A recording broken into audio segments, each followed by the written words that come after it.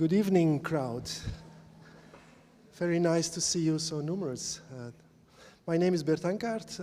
I'm teaching here at the photography department, and I wish you a warm welcome to this evening with Seba Kurtis.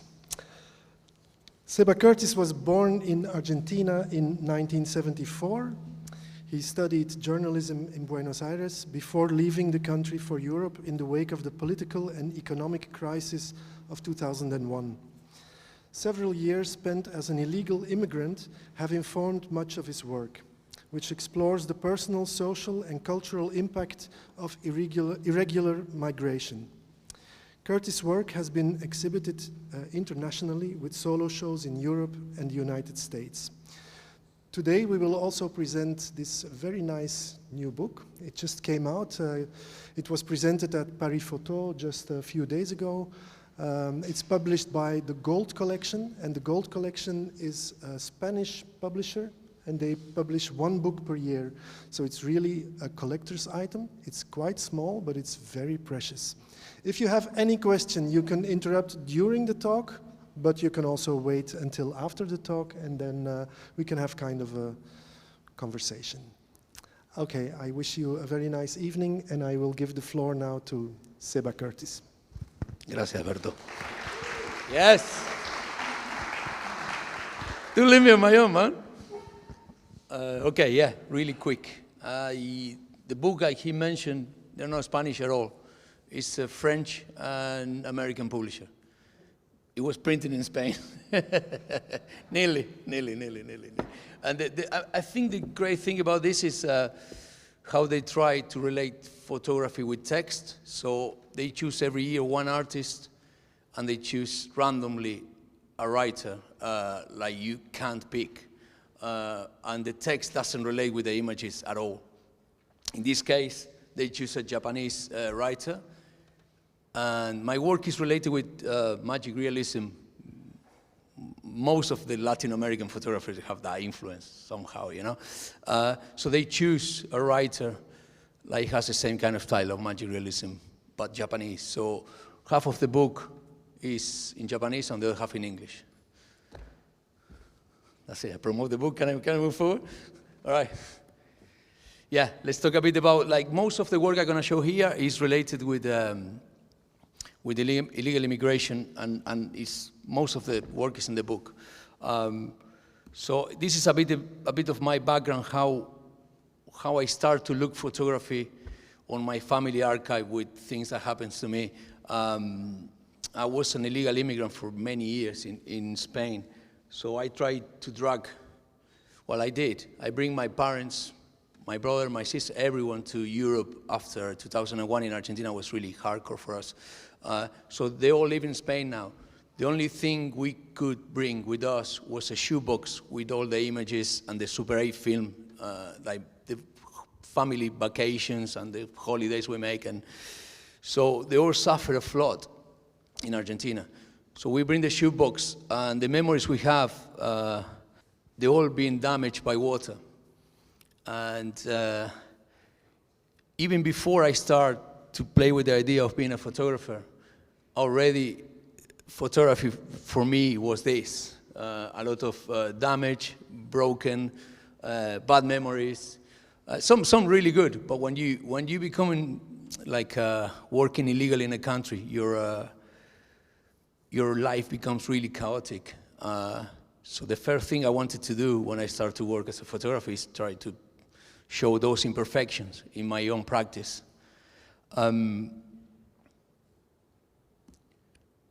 So that was my family, really religious, orientated, Argentina, Italian crowd. That's my dad there on the white. Mom, and again, all the pictures completely damaged. So I started to look for like representation and poetry when I see it. Like I was already a student in Manchester University. So when I got this kind of archive, I was fascinated by how the violence of the water damaged the prints. So some of them, this is the back of an actual photograph. And you can see when they stick together, the water stick together, the chemicals. So when you peel off to see what it was behind on the picture. So man, can I stand up? I feel like really weird. Yeah? Can I stand up? Yes, all right. So you can see in here, like, that's my face and one of my friends, I think. So there are like traces of, I fucked up your camera, eh? No, I go back, fuck it.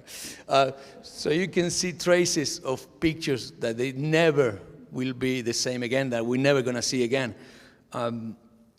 So with that idea, when I started to work on my own photography, I just work for a really big period of time on the immigration files with a large format 5x4 cameras.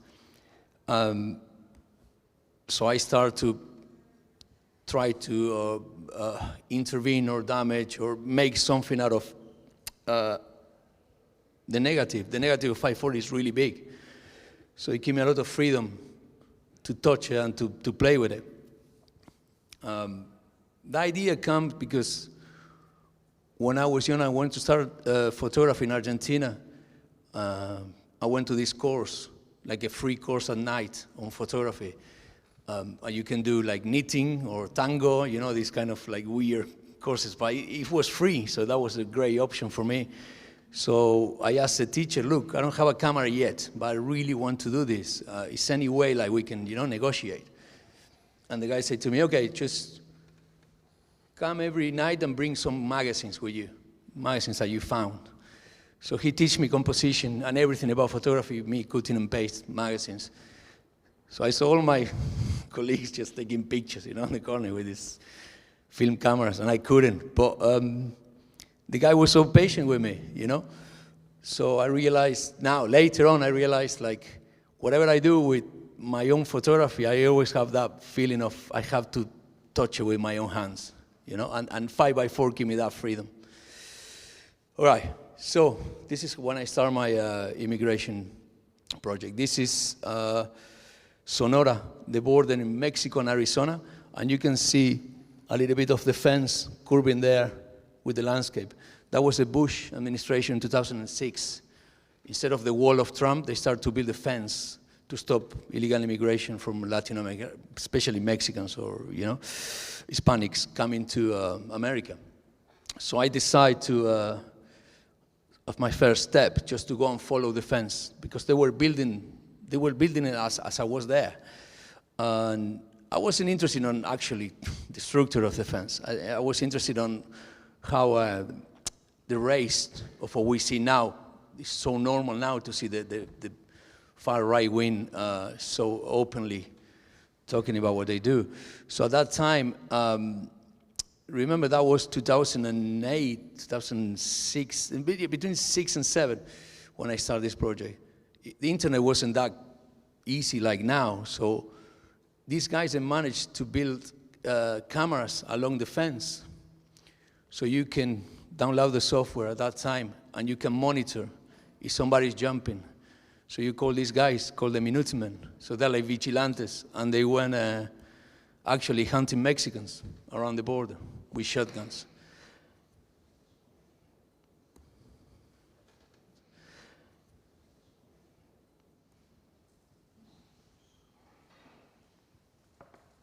All right.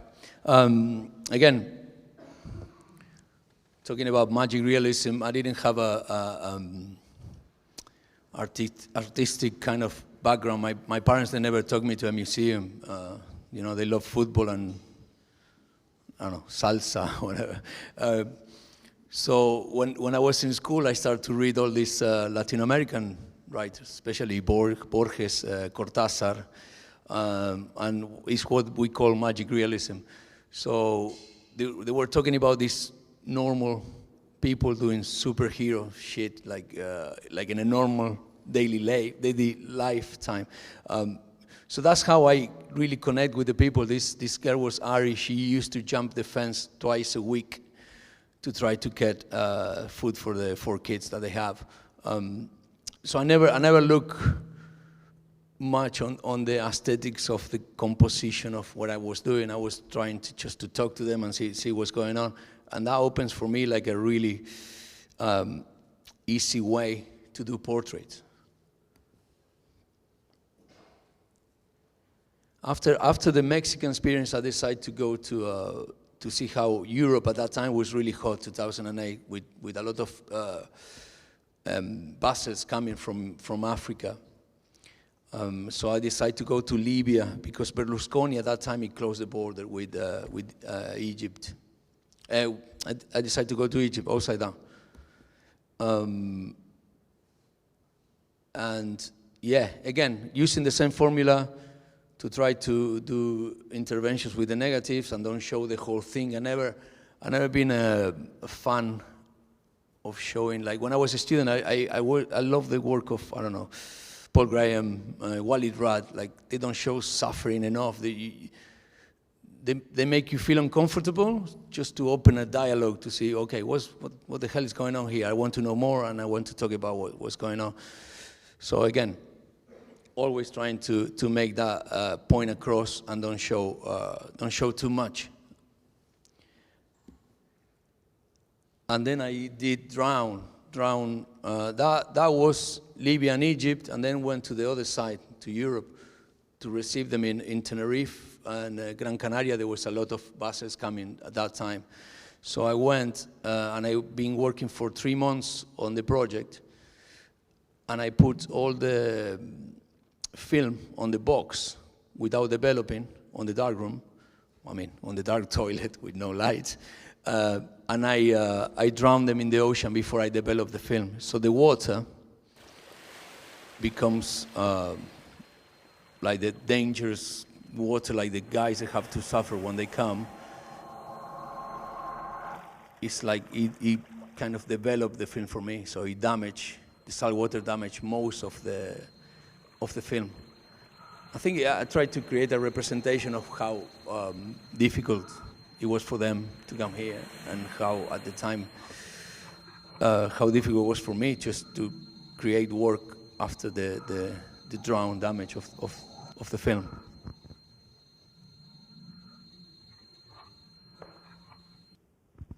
And that's how the images they come out. If you see up in the top, you can see all the emulsion peel off, and a lot of pink and a lot of purple.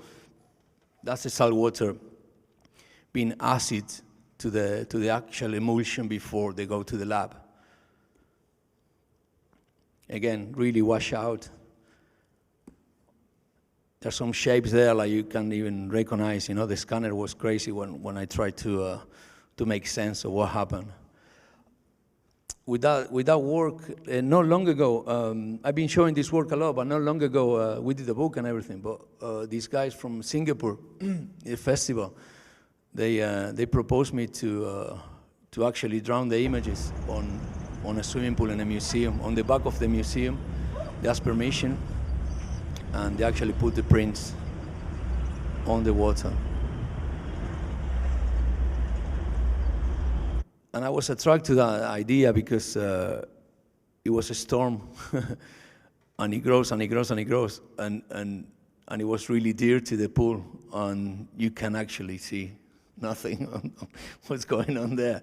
But again, it's I hope it's relevant for the audience to see how difficult everything is, Then I moved to try to understand how they spend billions on security to try to stop illegal immigration instead of actually helping. How the governments and corporations, they spend so much money.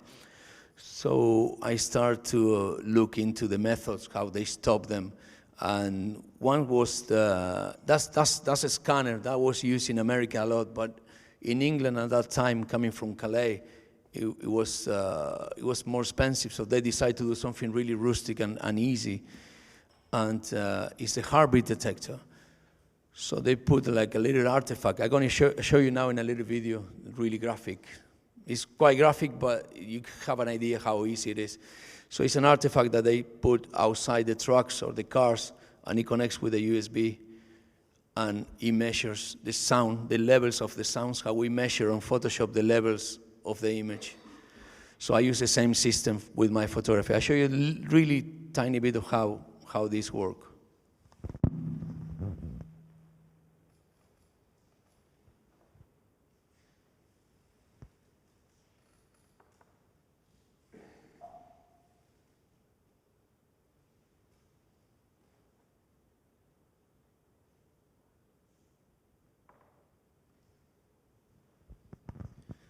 Don't worry about the sound. But you can see that. That's the artifact. And that's the levels, exactly the same as we do on images with the sound.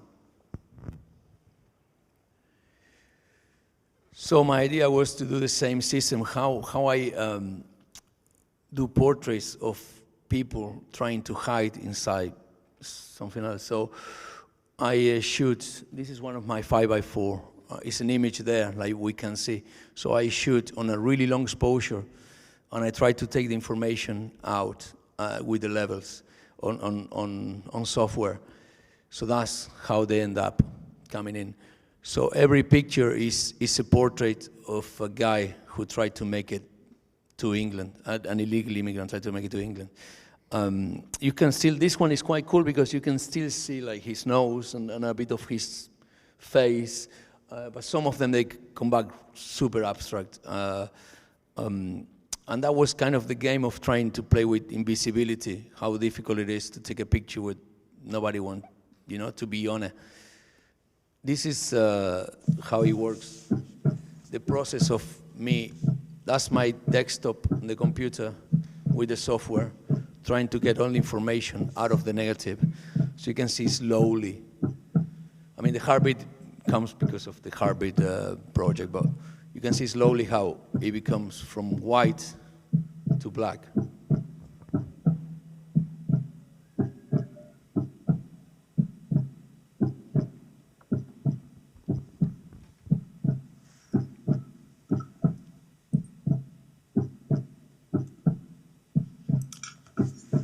So in every picture, I decide where to stop and make the print, actually, from nothing to, from what to why.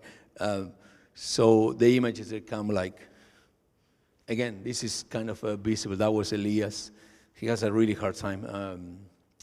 Now it's great. We keep in touch with some of them. We really like, social media is really easy now just to keep in touch. Before it was more difficult. So you can see the invisibility of him. That was how he or he felt in society sometimes.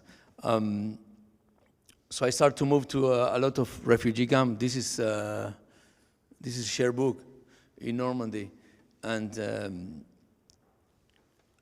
that camp was rebuilt when I was there. It was like just a week or two old because the National Front in France, they were burning camps at that time.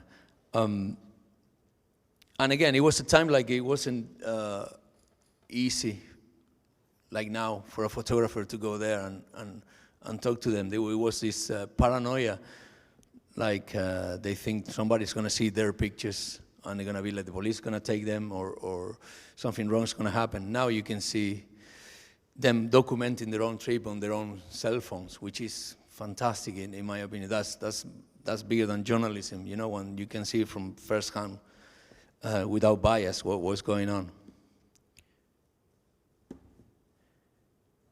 When I was working there on that little camp, I noticed most of the kids, when they go out and try to cross on the trucks, they have in the pockets carrier bags, like shopping bags, plastic bags. And I asked, what's going on, And they told me they breathe inside the bags when they put a scanner inside the trucks.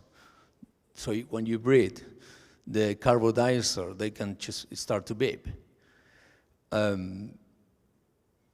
So again, I was fascinated on trying to make something out with this. So I started to research about how this worked because obviously I wasn't brave enough to go one of the trucks.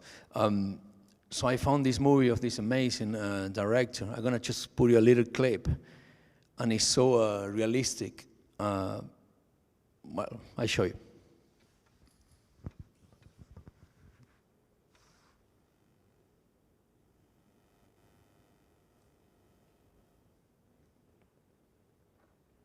So that's how they breathe inside the bags for them to get detected with that little. You see, that's a sensor that they use. The police just put that little stick inside the truck.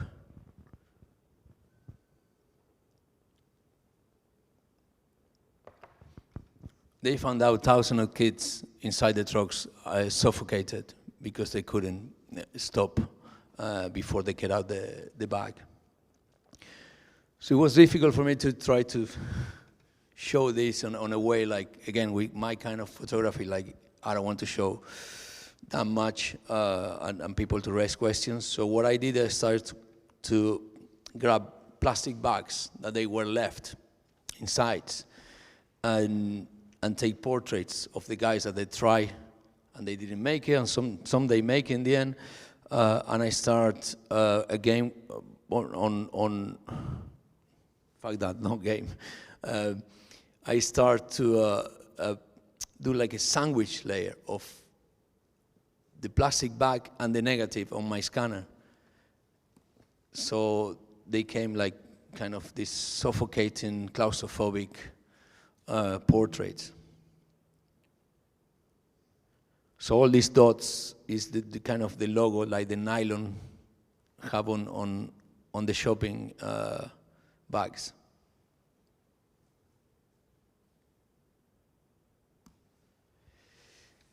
Then I moved to a commission for a Rouen Museum of Photography.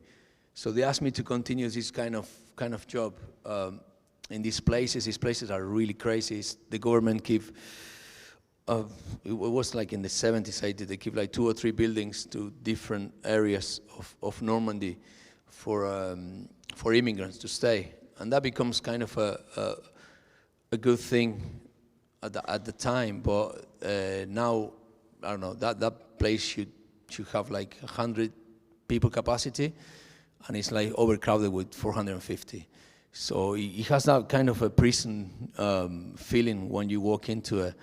And so I work. It was a difficult project because they weren't happy, those guys, to show what was going inside. But at the same time, I found like at some point a really strong fraternity of people trying to do the best as they can. So yeah, this is how they have the fridges on the communal area. So when they go out, nobody touch their food. I did a few portraits of people who live there. This guy was living there for like nearly 15 years. The toilets are communal, so you have to share toilets with like all your block, which is probably 100 people. And then I found when I was shooting this project, I found in the newspaper like these guys, they try to get from France to England inside a tank full of talcum, you know, the pounder. So they. This is a CCTV camera in England. That guy is running there, full of talcum that was inside the tank. There were 6 guys. So at that time, the mineral of the talcum was it has more value, like a human life. So I started to work with actual talcum minerals and the people who wants to try to make the trip. So the idea was, when I show this on a print, it was the portrait, and the talcum was actually on a glass. So you see the print, and the glass was printed with the mineral. So it was really difficult, if you go to the show, to try to see their faces. You have just to find it out. Again, the invisibility, try to look for immigration in a different kind of light. And that's a picture like I was telling you before about the shoebox project with all the damage. Most of them, they were damaged by a bit like my sister has her things from school or something related with like bricolage or whatever she did. And there are loads of damage with glitter and things from the house. So you can see the glitter there on the face of my dad. So after being like working immigration for so long, I wanted to finish what happened with my parents, just to make it more personal. At that time in Spain, with the crisis 2014 of the housing crisis, my parents, they got evicted of the house. Well, they got the letter to be evicted of the house in Spain. So I try to imagine how it is to be homeless when you're at the end of your life, when you're 70. And they live in paradise. They live in Tenerife, which is a lovely place. So I start to photograph all the places that they rent and they've been kicked out before they bought the house and got evicted. So that was the first building. So the idea was to try to recreate my research of I started to talk to a lawyer to try to stop the eviction, and my research was personal, no, as an artist, was like, what's going on in Spain, what will happen? I didn't mention this, I live in Manchester for like 15 years. So I start to look for the news and all these graphics that come out, how the new right wing start to win, and they create new politics party that they were involved. So I start to grab all this news, and with the same glitter, like I was strike by, I start to create these graphics. And I start to get, all right, 30% of this glitter in red represents this party of politics. The other 30, this one. So I show you here how I did all the interventions. They're all like my negatives again, with the pieces of glitter based on my parents' archive on top of my negatives.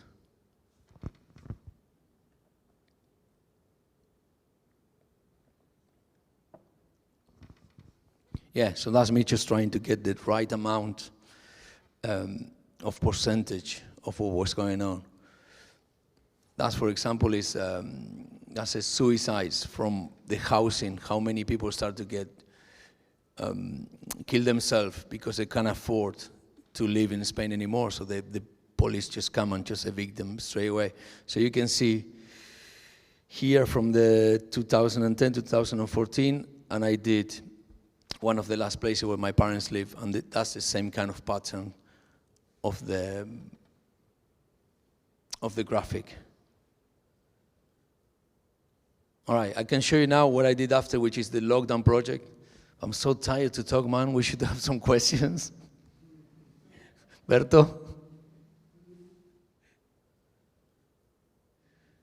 And I need a break, man. Let's have some questions. Yes? Why I photograph? Hardcore question, man. Sorry, why photograph was the next?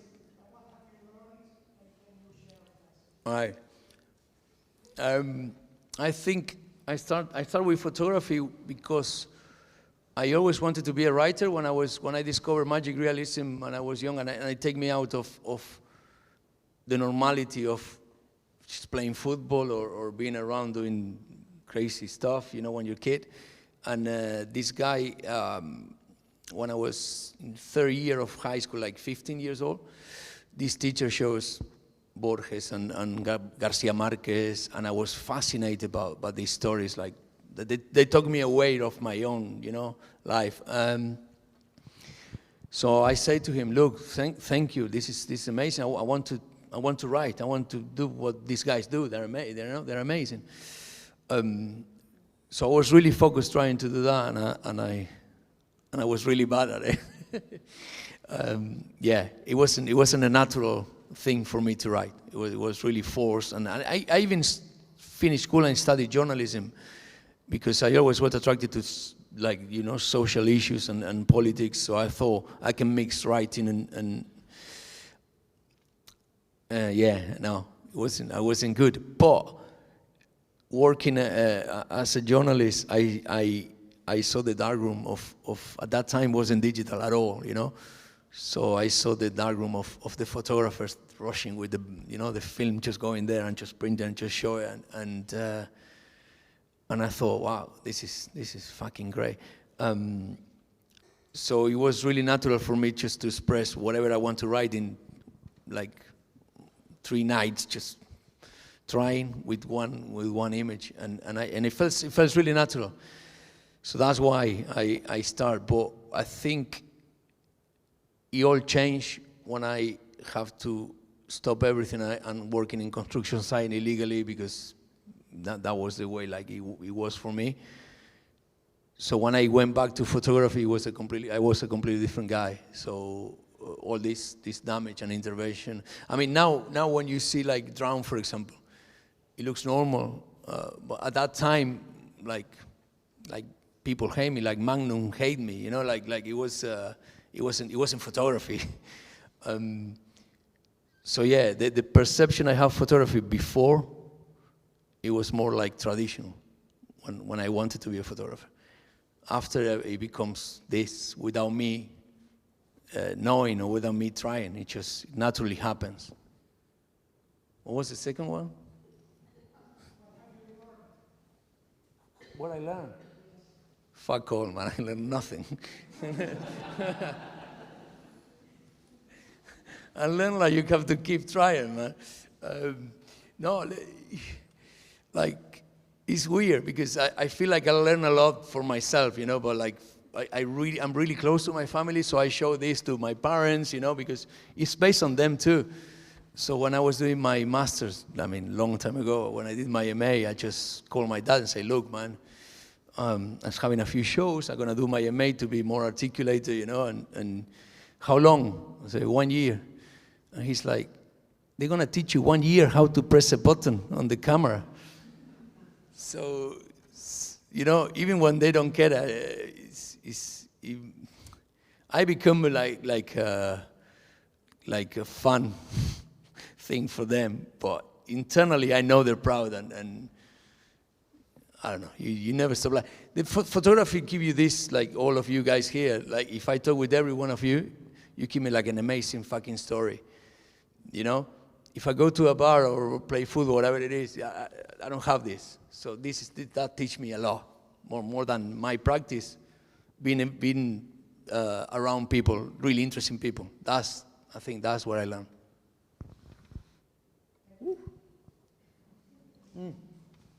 The guy in the back. You want me to throw the mic?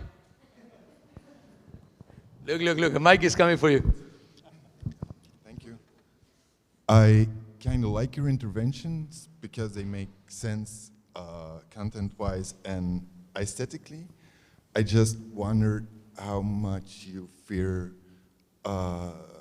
fucking up 4x5-inch negatives, and how many do you actually not use, or does the intervention go wrong, or you're not happy with how it looks aesthetically? Yeah, that was the best question for my next thingy. I love the idea of don't have control of what I do. I love the idea like the pictures that I want to say, they say, and the rest I have to lose. It was more easy at the beginning because I wasn't conscious enough of what I was doing, you know. Now you become old and you become more precious about, you know, the photography, how to use it. What you see of the drone video, it was me next to it, just hoping like the box doesn't disappear, you know, because I thought that will be the only evidence I have of all my project. I never thought they're gonna, you know, 12 or 13 pictures are gonna survive. But that was the beauty of it. I miss this. You know, nothing will come out, and that's fine, you know. Now it's really difficult to try to relate to that. So many of the images I shoot, I will try to make use somehow. Somehow I will find a way, because it was that historical moment of you trying to do something for, you know, for the project or for the body of work that you're developing. And that's sometimes you have like 2 years of research to shoot for like 2 weeks. So you become attached to that. It's difficult to let it go, you know, it's difficult. But I always have like, the next project I'm gonna show you now, that I did during lockdown, I used a lot of footage that I never used before because they didn't make the cut of the project. And lockdown allowed me to use them in a different light. So in my opinion, you never have to stop shooting or doing whatever, thinking it didn't work. Just keep it there, just in case, you know. Good. Should I keep going? All right. I thought I was finished there with the immigration, and I explored enough. And this is just a small part where I'm showing off for everything I did. So I thought that's it. And then the lockdown came, and we all thought we were gonna die. So I'm dead inside though. So I was doing a residence at Manchester University, and I have to finish home somehow to encourage the students to, you know, it's not the end, you know, it's something, you can do something wherever you are in your house. So I grab, I'm gonna show you a video. This video is really graphic. The uni did it for me, so you can see the process of what I did. I grab, I need to stand up, man. Can I stand up? Yeah. So I grab all my archive of many years working on immigration, and I work with drug trafficking, with isolation, different projects I never used. So what I did, I started to look for so many countries I've been working and so many conflicts. So I started to look for different specific countries and cities, how the media send us the information, how many people died a week, how many people died a month, how bad we're doing with COVID. So I grab all those graphics, and what I have in my house, as I told you before, I'm really like a collage kind of guy. There were these little samples of color for when the light of photography in the studio. So I start to grab the graphics and recreate those colors. For example, this is, I think, is Egypt or Libya, one of those. And the graphic was on top of the specific place where I was at that time working. And I think that's related with the question, like you said before, like the archival I thought I'm never going to use again in my life. I'm talking about thousands of negatives, you know. They become alive again for this project.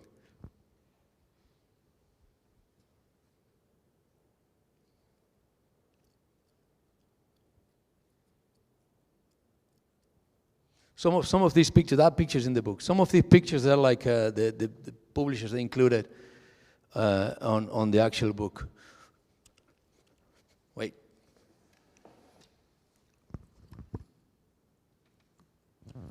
So yeah, for example, that's Napoli, and Napoli was hit really hard with COVID.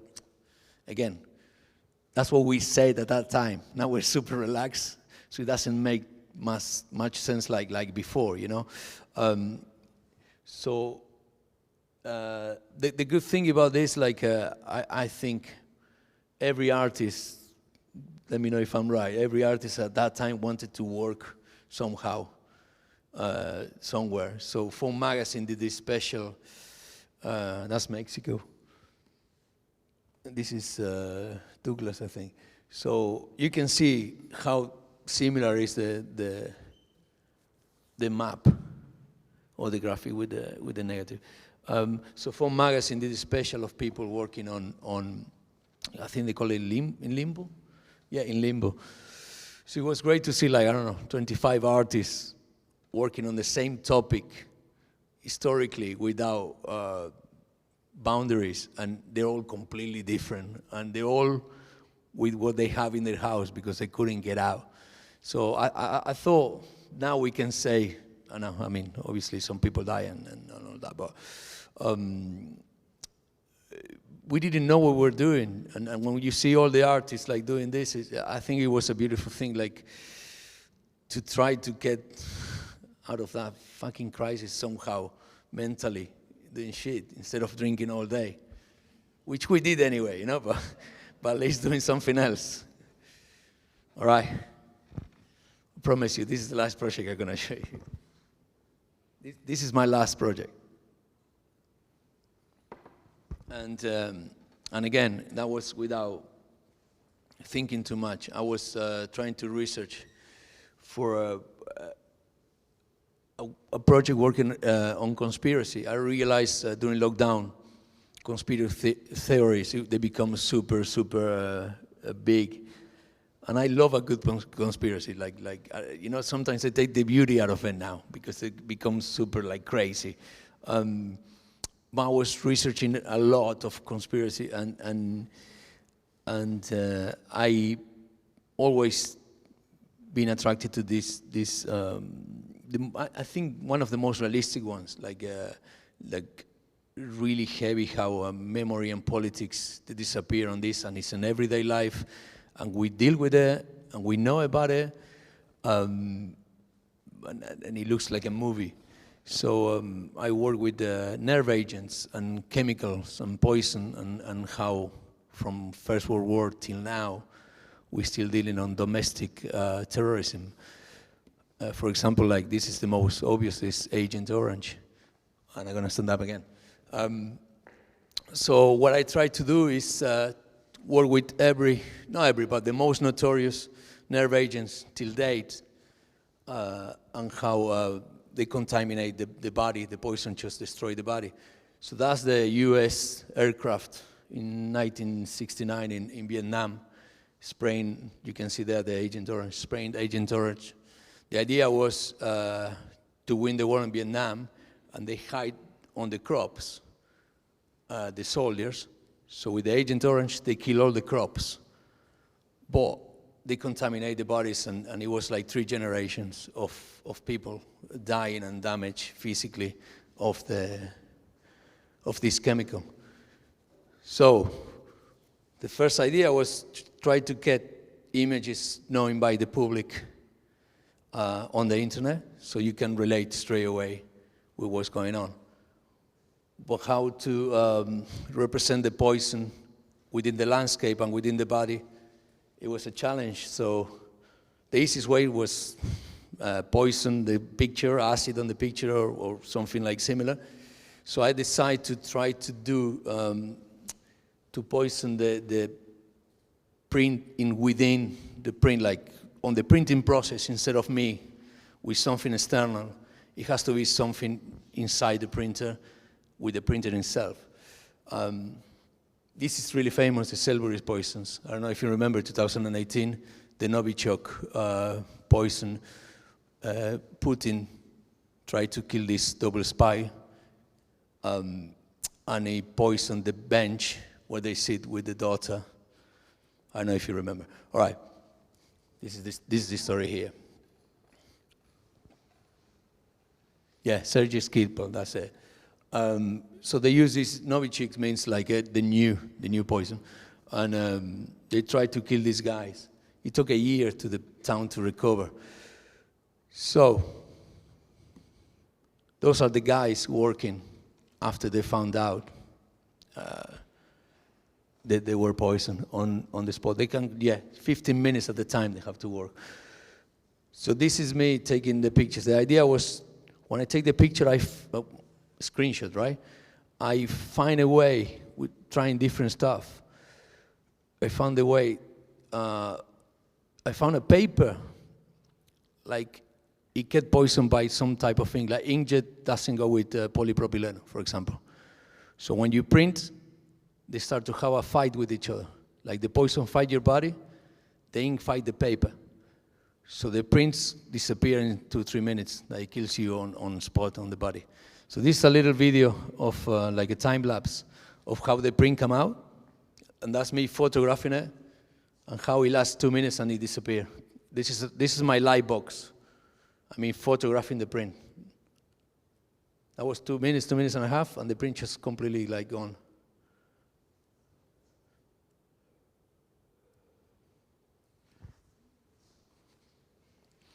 So that's the difference between, that's the last bit, and that's it. That's a print like I show in my shows, and that's how we end up. Those are the guys that they try to kill. They survive. They were really bad, really poorly. That's the original picture that I grabbed from the internet. And poisoned with the ink. This girl, poor girl, she wasn't lucky at all. When the Russians, after they poisoned Sergei, they were hiding it on a perfume bottle, and they throw it in another town, like on the garbage. This guy found it in the garbage and gave it to his girlfriend as a present, and she just sprayed a little bit of the perfume, of the poison, and she died. I think she was 2 days in the hospital, and he died. So that's the original print of her from the internet that I took. And that's me just on the print. It has this kind of, without trying, it has this kind of a painter, like a painting element somehow, you know? Like this one on here. They have to quarantine every duck and swans on the lake because the seed was near the lake when they were poisoned, and people throw bread and cookies to them. So they have to, the whole town has 1 year to recover from this incident. That was this lab was in the 80s, still functioning. I mean, more now with Russia being Russia now. But that's where they create the Novichok when they start. I don't know if you remember, some of you remember this one, Northeast. Northeast is a Russian opera, really famous. And they were in this theater in Moscow. And the Chechenians rebels, they did a hostage crisis for I think it was a few days. And Putin didn't want to negotiate. So he put gas on the ventilation of the theater. And people just felt like sleepy, and the army get in, and they took them. Those are two bodies of people that want to see the opera. Like he poisoned his own people to don't negotiate. That was a subway sarin attack. That was a cult, the really crazy guy.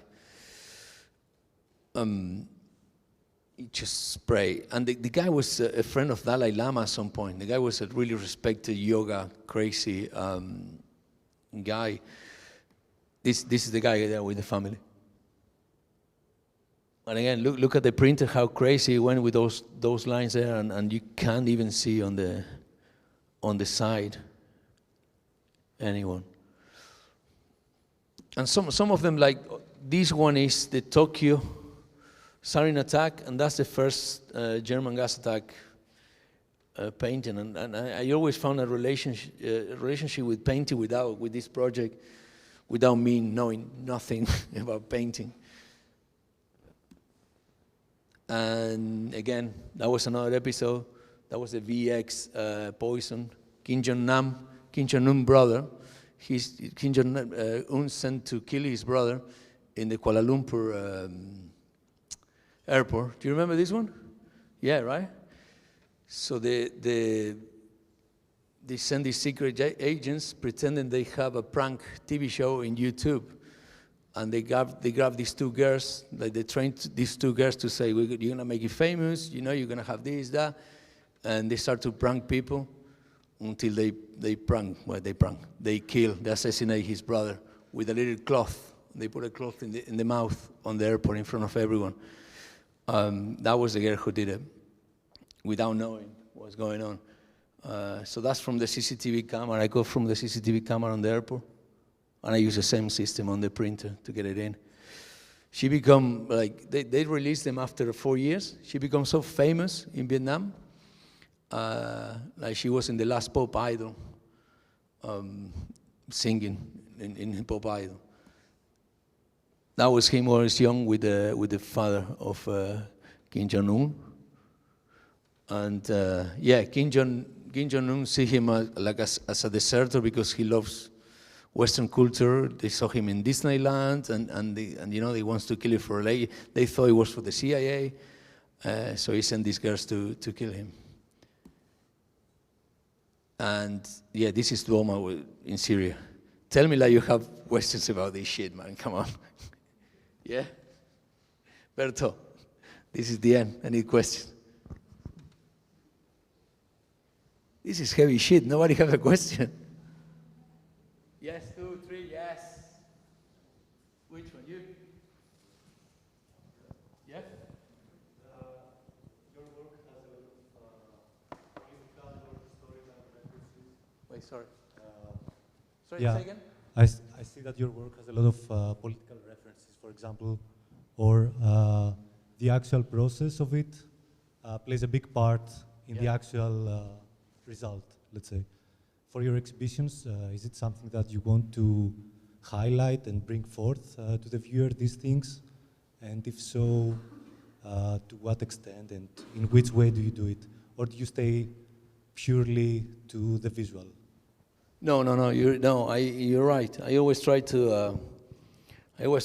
somehow to show. I'm not a big fan of text, too much text on the shows. So I will love, I always try to show a little bit of the process. Maybe not how I make it, but how I got there somehow. I feel when I go to a show, I like to see, if I go to see another artist, I like to try to understand the game, or what he wants to play, to see when you feel like, yeah, fuck, this is good, I got it, So I always try to give some clues, not just with my pictures, but with something else, like probably video or some archival there, something to touch. It's good too. Every show is different, but yeah, I always try to get something more interactive, especially now. You just want to see a picture on the wall and that's it. So yeah, I always try. It's a challenge though. It's a challenge because I like the fact like sometimes people make their own story about the pictures. I love that. That's why I don't use captions. It's valid what they think. It's not, when I put it on the wall, it's not my picture anymore. I did a picture, but if you're there in a public space watching a picture, it's your picture too. Or you're always going to be related to what you are in your life at the moment. What happened to your family, what happened to your, what music are you listening, cinema, whatever. So you're always going to have that background for you to see. And I found it brilliant, I don't want to step too much on that and say, this is what happened, and if you don't look at it like that, fuck off. No, Good though. Yes, señorita. Wait. Really good question. Yeah, what she said is how I deal with like the notion of documentary photography, and my aesthetics are really different for what they're more aesthetics than normally how documentary should be.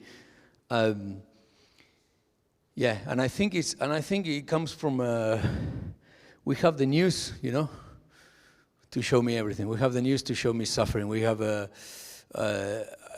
the 70s, all these black and white amazing photographers, they did their job, but we have to move on to, what's going on. And when in my experience, when I show too much, that's it. You have your own mind and you move on to the next thing. If aesthetically I see something that I like, but quite don't understand, and it makes me feel uncomfortable or make me feel something else, I start to just ask, well, what the fuck is going on here?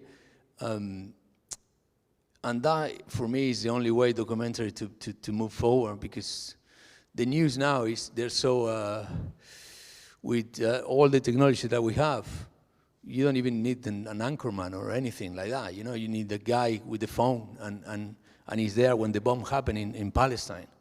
You can't get more powerful than that. That's documentary for me. But we show these pictures in a gallery, or we send it to like a cute magazine, like it costs like 50 quid.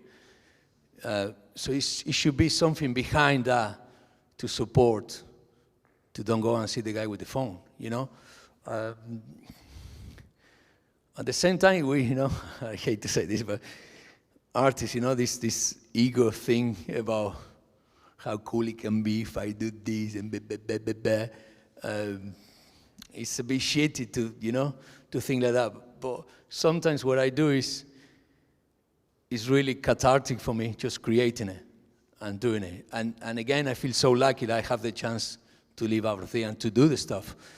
But I want, as minimum as I want to create a challenge for someone else, So I think the aesthetic bit is my love for photography, and my crazy shit is my hate for photography. And I just put it together. Nobody likes that one. Questions? Yes. Bert, you should do this shit, man. I wanted to ask you what exactly interested you in all these poisoning stories, whereas with migration stories, like I see the social impact of your work, and what is you see like impact of your work on poisoning, like in the society? What is your interest in these poisoning stories? Why are you interested in to showcase this poisoning? Yeah, well, I think it's how we normalize politics and damage how they. This is happening now, and if you tell like a guy sent his brother to kill with the cloth, doing a trap like a show for YouTube. If you see in the movie, you think like this is crazy, It's happening now, and nobody cares because everything moves so fast, and we normalize everything with like Trump in America, and everything is the world is fucking crazy at the moment, So I think my way just to slow down and see, hey, let's don't forget about this just for a little bit, So that's why I created. Then who wants to see or why I show it, or I don't know yet. This is quite new, but I found myself slowing down and try to learn how easy it is for us to forgive and forget about crazy shit like we do to each other. That's crazy, So yeah, I don't know if you got your answer, but it's kind of that way. Yeah, well, have you thought about the disappearing of people in your own country from the past, because it has a link? Yeah, I did loads, but I never show it. Well, I'm too close to you, right? Sorry. I did. That was kind of how I started, to be honest. But I never show. I did like three or four different projects. The Dead Flies was one of my. That was kind of how I started, to be honest. But I never show. I did like three or four different projects. The Dead Flies was one of my first one. I don't know if you know, guys. She makes a really interesting point. In Argentina, in the 70s, 30,000 people disappear with the Videla government. The process was try to reform. Like always is, like communism or whatever. So the military did a coup, and it was dictatorship for like 7 years. And they actually throw people from the planes. They drug the people and they throw it to the plate, into the River Plate. So yeah, I did three kind of different projects on that, but I never show it because I always felt like I'm Argentinian, and that's kind of the easy way. That's the easy way to go. You know what I mean? Like the RGs, they always talk about that one, which is really close to me, and I really respect it. And my parents have friends. I was a kid, but my parents have friends that they disappear. So it's really always really close to me, that topic. But I don't feel like it should be me who talk about that. All the work I did on that, it was really beneficial for myself to try to overcome shit. I was sometimes, it's a book called Never Again. And it's amazing because Ernesto Sabato curated the book, Ernesto Sabato, the writer, and there are like more than 500 stories of people who was tortured by the military. And I remember when I read it, that was 1983 when it came out, probably I read it in 95 or something like that. There were nights I couldn't sleep because it was so heavy and it was so real. And I can't show that I can't show that work somehow. I don't know why. Maybe when I get super old. I'm old enough now, but more old. Yeah, it's a really interesting question. I don't have the answer. I love to do something about it, but not in this kind of environment. Do you know what I mean? It's too close to me. Great question, though.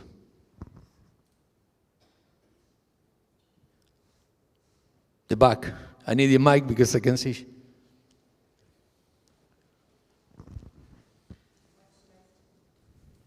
What do you have next as a project? Sorry? What do you have next as a project? Next project? Yeah. I'm gonna get drunk tonight like hell. But then I have a second question. Do you have anything that is not politically related? Something fun as a next project in the future? I'm just commissioned now to do something in Manchester University, which I don't know which way I'm gonna go. But I somehow try to go to Latin America if I can.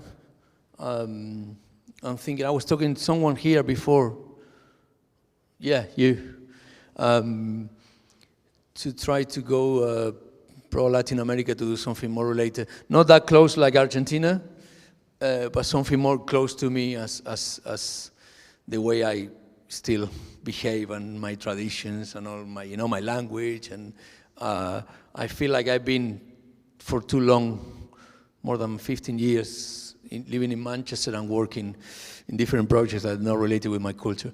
So, not sure yet, but yeah, it will be kind of orientated on that.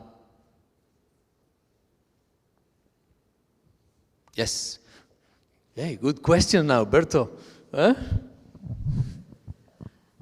Considering the current situation in Ukraine, have you thought about using it in your work, or is it too mainstream for you? Wait. Let me go to... You talk too fast. Without the mic. I mean, considering the current situation in Ukraine, have you ever thought about using it in your work, or is it too mainstream for you? Yeah, she asked me if with the situation in Ukraine, if I consider to show my work in that kind of or do work there.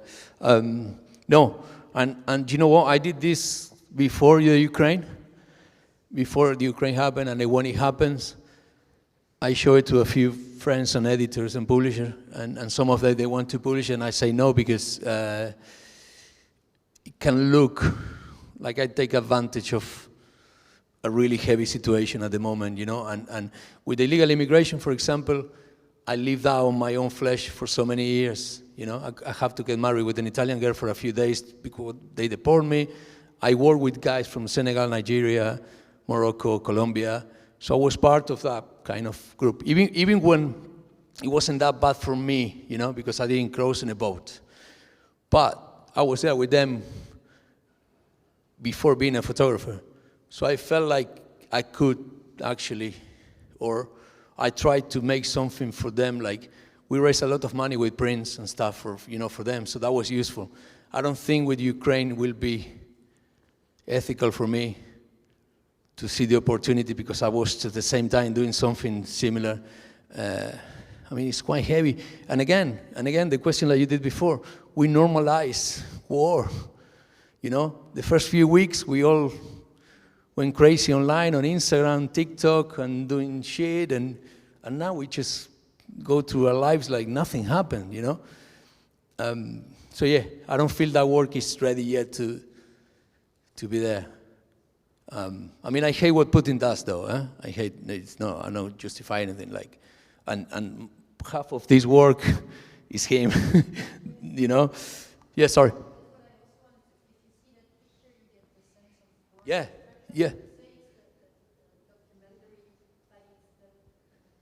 Like it's that country and that situation, but if I see that picture, it's Yeah, It's like yeah, most of them is him.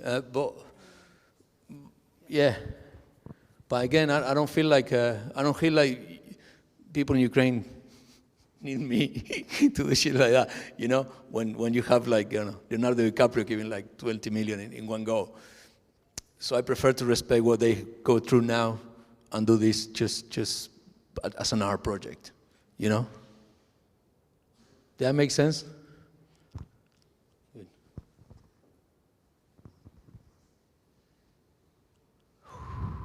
Yes.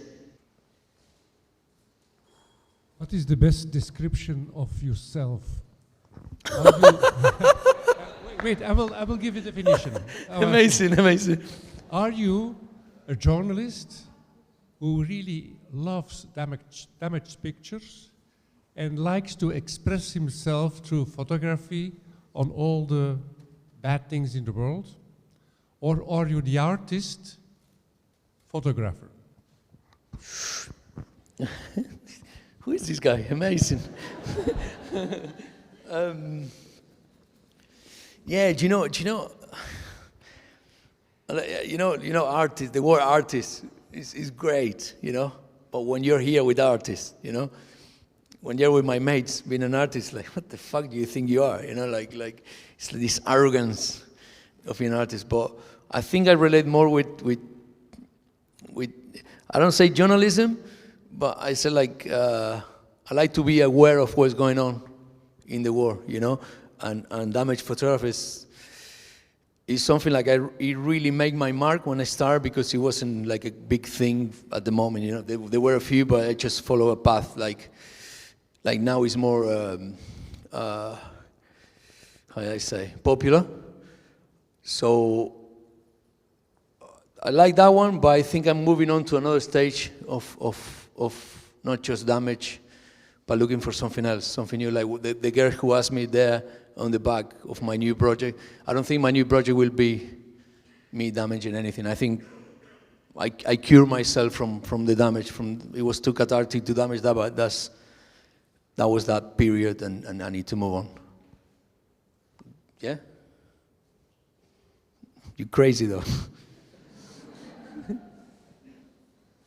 Thank you. Let's take a picture of you.